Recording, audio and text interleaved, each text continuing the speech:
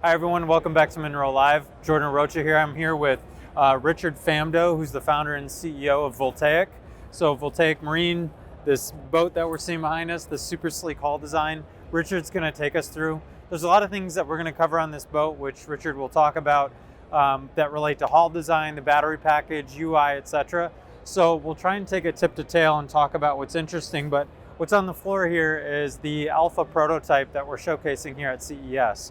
So Richard, thanks for taking the time, but maybe if you could talk a little bit about the origin of the hull design, the patent, Voltaic, how you guys ended up with where you're at today, and what the features are that make it unique. Yeah, sure. Yeah. So a lot of us came from electric vehicles and autonomous vehicles. We wanted to kind of bring all that technology stack to marine, and we're focused on a consumer model today, but we do have another market segment model that will release kind of mid this year. So this would be kind of our flagship model. This is a 24-foot all aluminum hull. It is certified for coastal water, so it's an ISO certified hull design that builds in the rigidity, the strength that supports the battery and the horsepower that we put in this. Yeah. If you kind of go from like front to back, we've upscaled a lot of things. So we've put in a bow thruster into the boat. These are typically kind of like, I'd say like higher feature type of capabilities in a boat, but for the consumer base, this gives them a high degree of maneuverability. And we've also over-spec'd pretty much everything we do. So this thruster is one of the biggest on the market for these foot lengths of boats. Yeah. If you kind of walk down, you'll see that from an aesthetic perspective, we really focused on bringing a different view to the industry. Because we're electric, because we also had basically a clean slate, we hired a naval architect that was really focused on yacht design, and we taught him how to build electric boats and water sports boats. So you can see that a lot of that aesthetic has been built into it, but merging the aesthetic with the engineering was the challenge, because underneath the surfaces is a whole bunch of complex structures, wiring, and battery placement. Right. Yeah, very, very sleek from the outside, Yeah, but the story gets a little more complex when you open up the skin, so to speak. Yes, Yeah. absolutely. No, it's great. We're also doing some interesting things. A lot of these through holes you see here, the industry doesn't put on the side of the boat, they put them below the boat, but that actually disrupts the water column.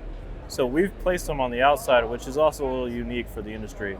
So is that simply a function of reducing drag and just making the boat sleeker underneath, right, by putting these on the outside? Absolutely. But people typically put these underneath because of the aesthetic, We principally? believe so, yeah. Yeah. I think they look kind of neat, personally. I don't know why, but yeah. Yeah, I appreciate Very it. cool. And then on the outside of the boat, so this is a proprietary system that we've designed. This is actually meant to control the trim and the sports performance of the boat, which creates wakes. So this is patent pending. It would be, I'd say, one of the most intricate but flexible designs in the market, because you can see we actually have 5 independently operating tabs that we can control all separately. And that is very unique for the market as well. That's why we're working on the patent through this. And you've got the process. rear thrust here as well, right? Rear thruster as well, yeah. So it seems like for a 24-foot boat, which is certainly on the larger end of performance speed boats, right? You've got a lot of maneuverability in tight spaces via both bow and tail thrusters. Yeah, we took this boat on Havasu before we got to CES, and we were doing 360 turns with the thrusters. We were doing crab walking left to right. It moves phenomenally well. It's so easy to come into the dock. You pull up to the dock and you just stop, and then use the thrusters to wiggle yourself in or just put yourself and hold yourself against the dock. That's a creature comfort that a lot of these buyers are going to be looking for. Those like more advanced technologies you can throw all into the package. Absolutely. So what's the reason, the driving force or function behind having all these flaps be individual? Is it wake geometry, wake magnitude, amplitude? What is the reason for having so many individually controllable flaps on the back end? Yeah, it gives you a lot of control over trim. So the center tab typically gives you trim control on the boat. So do the left and right or port and starboards. But what we don't see a lot in the market is the ability to control the trim, but also the wake at the same time.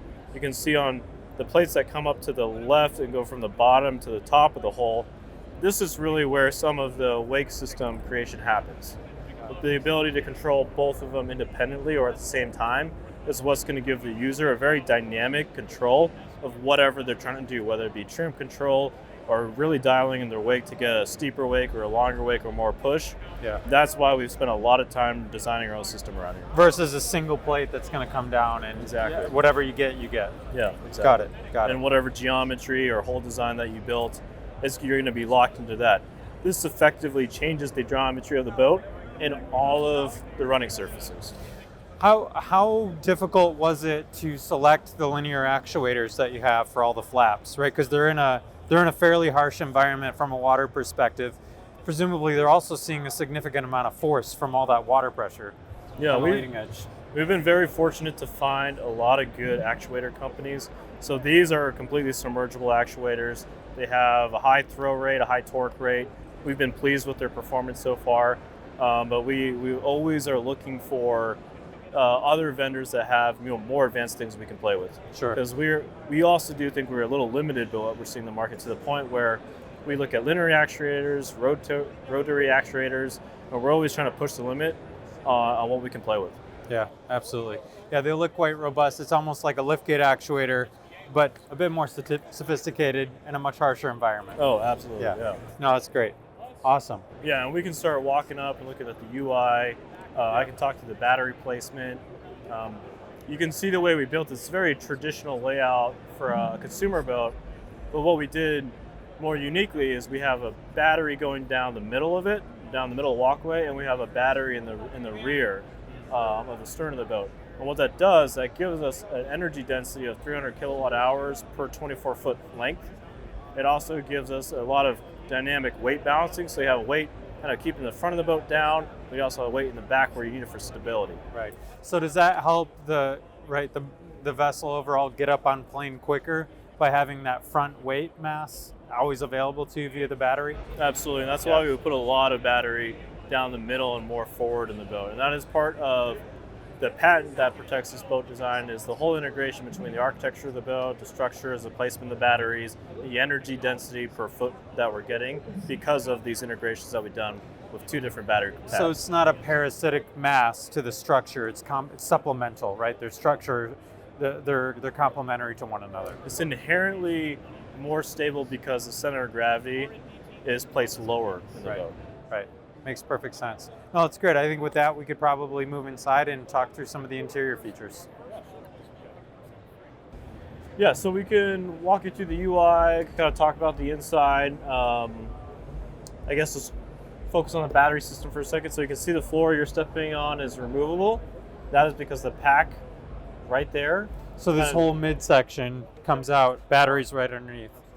Okay, is the battery the width of the hull or wider than the floor panel, or can it fit, does it deck from the top down? Yeah, that was part of the design to make sure that anything we put in it is easily removable from an assembly perspective or maintenance. Yep. So the battery is the width of that opening, a little bit shorter obviously to come out. So you can take this out, and then the battery is maybe something like this, and you can, in the Z-axis, pull the whole thing straight up. Absolutely, it's a couple inches thinner. Clearance. Yeah, and then the rear, all of the cushions in the rear can take off. Yep. And the whole pack in the back can also just lift out of the boat.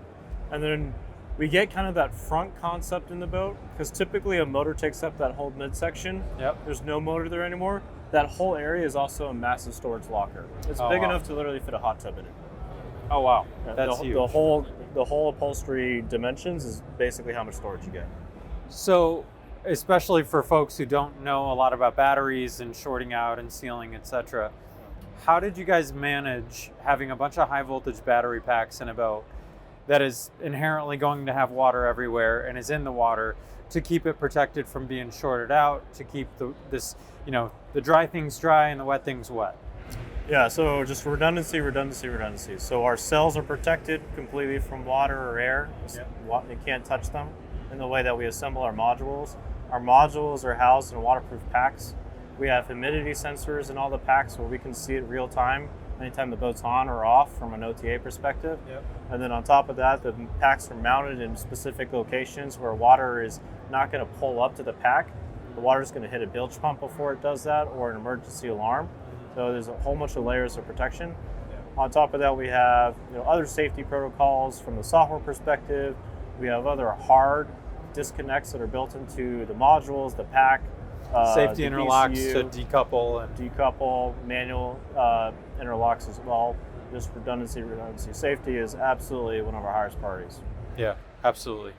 Makes sense. Well, this is very cool. I'll say from my perspective, extremely spacious, very sleek design. Looks really sharp. I love the LED lighting on the whole wake tower and canopy and the Bimini set. It's very cool. So what you'd mentioned when we were down on the floor, some unique propositions from the UI system. So what makes the UI so unique on Voltaic? Absolutely. So other things that we do as a company is we have full vehicle software control of everything. The battery, the BMS, inverter, motor, charger, the electronics, the lighting all goes through a essentially a brain of the boat, which is called a VCU, or a vehicle control unit. Because a lot of us came from electric vehicles or robotaxis, like this is the architecture that's leading that industry, we've put it into the boat. It's actually literally a piece of hardware that typically goes into a robotaxi is in this boat. That kind of verges on what the industry calls software defined. So everything is software defined in the boat. We can customize, we can reprogram. SDVB, right? Yep. SDVB boat, Yep. vessel, yeah, whatever you want to call it. To the point, any signal that anything in the boat can be changed. You mentioned we have actuators, that all goes through the brain. The BMS goes through the brain. Any of the GPS, the sensors all go through this brain, and then we display it on these Garmin displays. And we've built a custom UI skin that takes all that information and gives you something that's easy to digest and operate. So we've built our own UI system. You have your standard things you're looking for, miles per hour, RPM of the motor, state of charge is also programmed. We're not displaying that because we have to disconnect the batteries for CS. Oh, right. Other controls are all built into their nav lights. We have a lighting system. We also have all independent control of 5 different ballast tanks, which are individually controlled with 5 separate pumps as well. So that's what I'm saying. Like even the small sensors like pumps go through the UI, and then we skin it to a point where it's usable. We have custom profiles you can rename and set. So if you like certain settings at different speeds or weights, you can do that. We have the 5 different tab actuators at the bottom that are individually controlled. I'm not going to press it because they actually can move right now. And then we also have this nice joystick. So this controls both thrusters in a single knob where you can go 360 just by turning it. Or you can go left and right. The whole boat will go like this. It is technically powered. You just have to turn on the power, but it's connected today. So those lateral thrusts, the Lake Havasu 360s you're talking about, that joystick is what does everything for you. Absolutely. And you can play with it right now because it's not connected, but it has the sensitivity of like a mouse on your computer. You can feel how easy it very is. smooth, very smooth. Short throw, but very clean and crisp. Makes sense.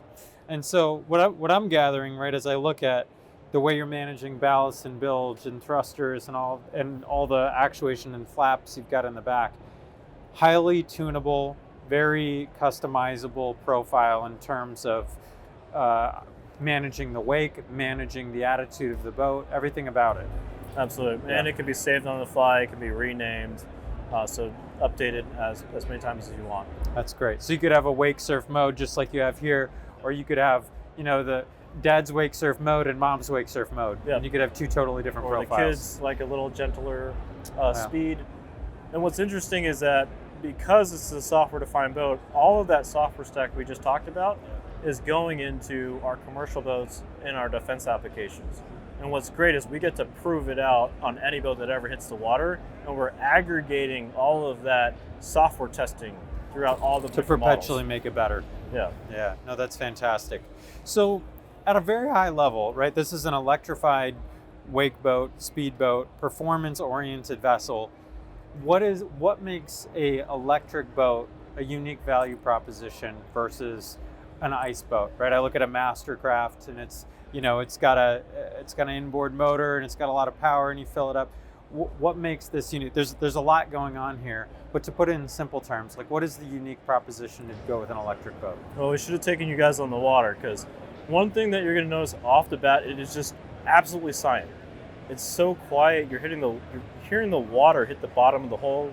We took it out on one of the lakes in Michigan, and you could hear the grass scratch up in the hole. And we're like, what is that noise? These are noises you don't hear because typically the gas boats are so loud and they're kind of It drones everything else out. Yeah, you're hearing real nature engaging with the boat, which is it's an incredible, different, serene experience because it's so calming to your mind. I mean, people go out on the water to get away from real life, right?